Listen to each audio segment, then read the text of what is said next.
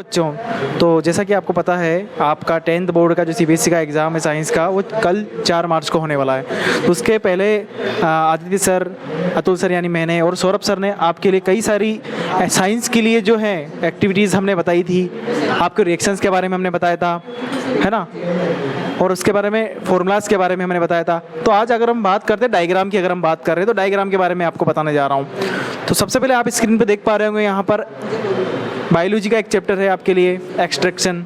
इसके अंदर क्या प्रोसेस होता है तो वो आपको बताया गया है यहाँ पे। एक्सट्रैक्शन इन ह्यूमन बीइंग्स, उसके बाद एक्सट्रैक्शन इन प्लांट्स, यहाँ पर एक्सट्रैक्टरी सिस्टम आ जाता है ह्यूमन बीइंग्स में। अगर हम बात करें, देखो आप हर पॉइंट को है ना बिल्कुल क्लोजली पढ़ सकते हो कि भाई एक्सट्रैक्टरी सिस्टम में जाने के बाद यहाँ पे यूरेटर आएगा, यूरिनरी ब्लैडर आएगा, यूरेटर आएगा, ठीक है। फिर उसके अंदर क्या क्या पार्ट आने वाले हैं वो आपको दिए गए। किडनी आएगा, नेफ्रॉन आएगा, गैसियस वेस्ट प्रोडक्ट जो यूटेरा में आएगा, वहाँ से लिक्विड वेस्ट प्रोडक्ट्स निकलने वाले हैं, फिर वहाँ से सॉलिड वेस्ट प्रोडक्ट्स निकलने वाले हैं। तो ऐसा पूरा एक डायग्राम आपके लिए बनाकर दिया गया है बच्चों, ठीक है।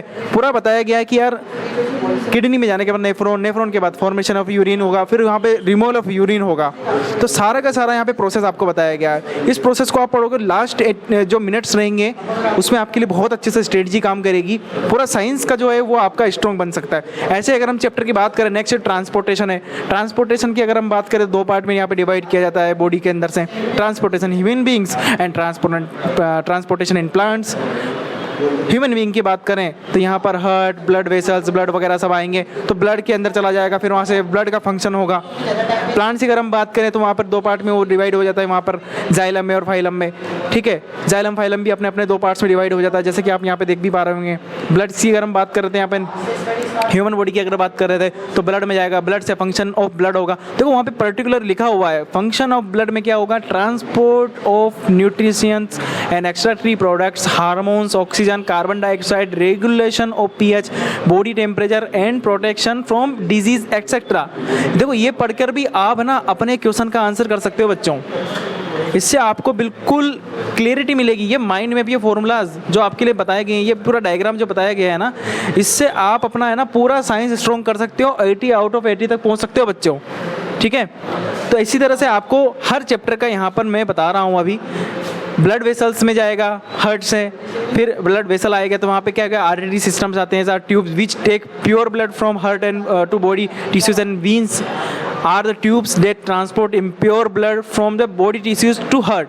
तो ऐसे ऐसे करके सारा आपको डायग्राम बताया गया है। उसके बाद कौन सा फ्लो आपका होने वाला है, तो फ्लो बॉडी का मतलब ब्लड का ह्यूमन्स में होने वाला है, यहाँ से बताया गया है। फिर उसके बाद ब्लड प्रेशर की हम बात करते हैं तो आपको नॉर्मल ब्लड प्रेशर जो होता है वो सिस्टोलिक और डायलोस्टिक होता है, तो वहाँ पर दिया गया है 120, 80 होता है, वो भी आपको दिया गया है। तो छोटे छोटे क्वेश्चन भी आपके बन के आ सकते हैं, तो वो आपको देख लेना है ना। यहाँ पर रेस्पिरेशन की हम बात करें, respiration system, aerobic respiration, anaerobic respiration, है ना, उसमें भी कई सारे पार्ट्स हैं आपके। तो एल्कोहलिक फर्मेंटेशन, उसके बाद लैक्टिक एसिड फर्मेंटेशन, है ना। तो ऐसे ऐसे करके पार्ट्स दिए हुए हैं आपको, इसको बिल्कुल पॉज कर करके आप पढ़ते जाओ, आपको बहुत अच्छे समझ में आएगा। इसका स्क्रीनशॉट लेके रख लो आप, ताकि आपको लास्ट मिनट्स में एक बार रिवीजन करना है तो शॉर्ट में आपका अच्छे से रिवीजन हो जाएगा, बिल्कुल अच्छे से रिवीजन हो जाएगा। इसलिए मैं इसको स्लो स्लो आपको दिखाते जा रहा हूँ, ठीक है, ताकि आपका क्लियरिटी आपको मिलता जाए। ऐसे हर पार्ट का हम देखने वाले हैं, हर चैप्टर का हम देखने वाले हैं कि साइंस के अंदर हमारे लिए जो इम्पोर्टेंट है वो क्या हो सकते हैं। रेस्पिरेटरी पिगमेंट की अगर बात है तो haemoglobin is the respiratory pigment that carries oxygen in blood to cells of body, ठीक है, यहाँ पर लिखा हुआ है सब कुछ। न्यूट्रिशन की अगर हम बात करें इस चैप्टर की, तो यहाँ पे देखो ऑटोट्रोपिक न्यूट्रिशन, हेट्रोट्रोपिक न्यूट्रिशन, फिर उसके अंदर हमारे पार्ट्स डिवाइड हो जाते हैं, है ना। फोटोसिंथेसिस आ जाएगा, फिर साइट ऑफ फोटोसिंथेसिस आ जाएगी, रॉ मटेरियल ऑफ फोटोसिंथेसिस आ जाएगी। इधर हम बात करें हेट्रोट्रोपिक न्यूट्रिशन, तो यहाँ पे 3 पार्ट्स में डिवाइडेड है। फिर 3 पार्ट्स के जो होलोजोइक पार्ट है वो 2 पार्ट्स में हमारा डिवाइड हो रहा है। ह्यूमन डाइजेस्टिव सिस्टम यहाँ पर पूरा बताया गया है, कहाँ से कहाँ जाता है, कहाँ कहाँ नहीं है, सारा एक बार देख सकते हो।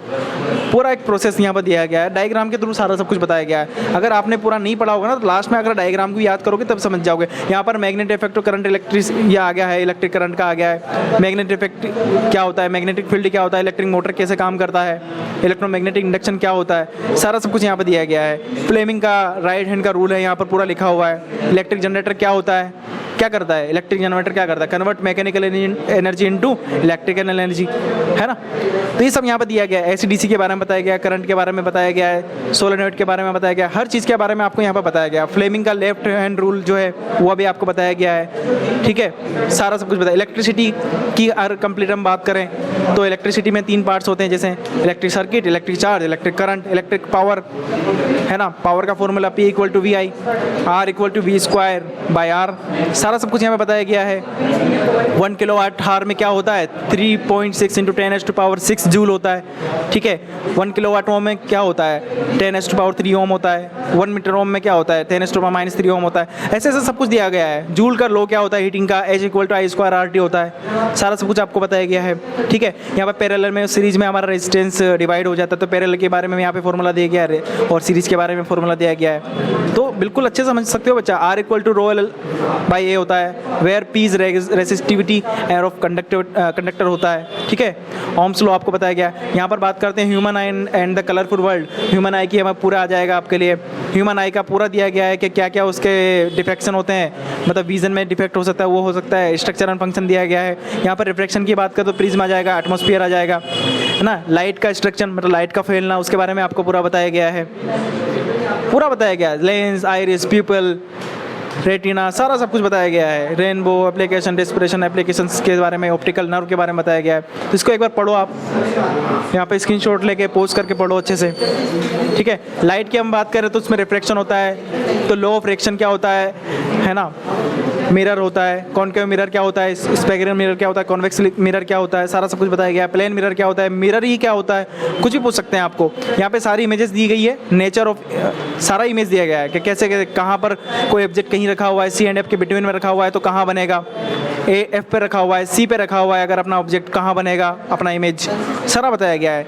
इमेज फॉर्मेशन क्या होता है वो भी बताया गया है। तो फॉर्मूला को, डायग्राम को बिल्कुल अच्छे से ध्यान देना है। Reflection, law of reflection, lens, concave lens क्या होता है, फोकल लेंथ क्या होती है, उसकी नेगेटिव होती है पॉजिटिव में होती है, वो भी बताया गया है। कॉन्वेक्स लेंस में क्या होता है वो भी बताया गया है, ठीक है। सारा इमेज के बारे में बताया गया है, इमेज फॉर्मेशन एंड नेचर सारी की सारी यहाँ पे दी गई है। तो अगर आपने एक बार भी नहीं पढ़ा है तो फटाफट से इसको स्क्रीनशॉट लो और एक बार कंप्लीट देख लो इसको, है ना। यहाँ पर पावर का फॉर्मूला क्या होता है, लेंस का दिया गया है, P = 1/F होता है ना। F का मतलब क्या होता है वो आप देखो, फोकल लेंथ होता है, ठीक है। पावर डायप्टर में नापा जाता है, आपको पता होगा, है ना। For convex lens it's positive और for convex lens it's negative, सारा बताया गया। यहाँ पर अगर बात करें हेरेडिटी एंड एवोल्यूशन के बारे में पूरा, तो वेरिएशन, है ना, उसके बाद ट्रेट्स, उसके बाद एवोल्यूशन, सारा सब कुछ बताया गया है। स्क्रीनशॉट लो और इसको पढ़ना चालू करो, इसमें म्यूटेशन, म्यूसिस, जेनेटिक वेरिएशन, सारा सब कुछ दिया गया है बच्चों, ठीक है।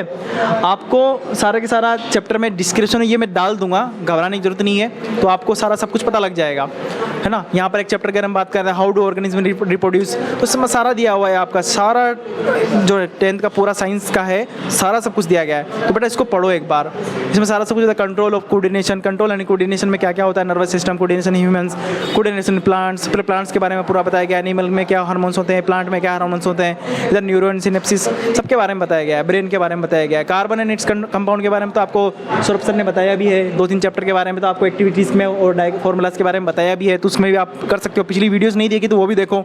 यहाँ पर कार्बन की कंपाउंड उसकी जो होती है, क्या क्या तरक्की के होते हैं, डायमंड, ग्रेफाइट, फ्लोरीन, है ना, यहाँ पे पूरा बताया गया है। एल्कलिन और फ्लिन्स होता है, वो होता है। फंक्शनल ग्रुप के बारे में बताया गया है। कोवलेंट बॉन्ड के बारे में बताया गया है। सोप और फ्यूल्स में क्या होता है, सोप्स में क्या होता है, उसका फॉर्मूला क्या होता है, R = क्या होता है वो भी बताया गया है, ठीक है। इसमें एक बार देखो आप। मेटल एंड नॉन मेटल के चैप्टर के बारे में बात करते हैं, मेटल्स क्या होते हैं, नॉन मेटल्स क्या होता है, मेटलॉइड्स क्या होते हैं, उसके बारे में आपको बताया गया है। फिजिकल प्रॉपर्टीज मेटल की क्या होती है ना, डक्टिलिटी क्या होती है, कंडक्टिविटी क्या होती है, मेटेलिक लस्टर क्या होता है, फिजिकल प्रॉपर्टीज, कंडक्टिविटी क्या होती है, मिनरल्स क्या होते हैं, है ना, ओर्स एंड गैंग्स क्या होती हैं, ये भी आपको पता है। और गैंग्स में तो क्वेश्चन भी आते हैं, वो एक बार देखो आप।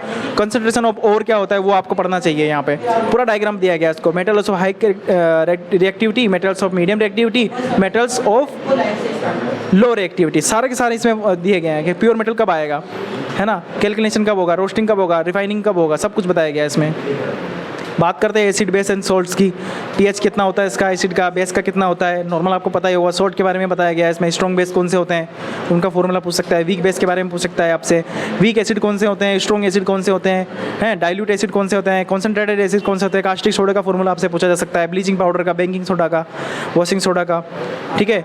वाटर का क्रिस्टलाइजेशन क्या होता है, प्लास्टर ऑफ पेरिस का फॉर्मूला तो आपको पता ही होगा क्या होता है। यहाँ पर लिखो CaSO4 हाफ H2O होता है। तो यहाँ पर तो ये कितने केल्विन पे होता है, 373 केल्विन पे यूज़ होता है ये, ठीक है। यहाँ पर नेक्स्ट चैप्टर है केमिकल रिएक्शन एंड इक्वेशंस। तो इसकी रिएक्शंस क्या क्या होती है, केमिकल इक्वेशन क्या होता है, कॉम्बिनेशन रिएक्शंस क्या होता है, फिजिकल चेंज क्या होते हैं, केमिकल चेंज क्या होते हैं केमिकल रिएक्शन में, वो बताया गया है। डीकम्पोजिशन रिएक्शन क्या होती है, डिस्प्लेसमेंट रिएक्शन क्या होती है, कॉम्बिनेशन रिएक्शन क्या होती है, सबके बारे में बताया गया है, ठीक है। तो ऐसे करके सारे चैप्टर आपको पढ़ लेना है बेटा, ठीक है। कंप्लीटली आपको फोकस करना है, आपका एग्जाम बिल्कुल बेस्ट जाने वाला है। ऑल द बेस्ट एंड जुड़े रहो, चैनल को सब्सक्राइब करो, लाइक करो और अपने फ्रेंड्स के साथ शेयर करो। ये मैं डिस्क्रिप्शन में डाल रहा हूँ आपके लिए। ऑल द बेस्ट बच्चों।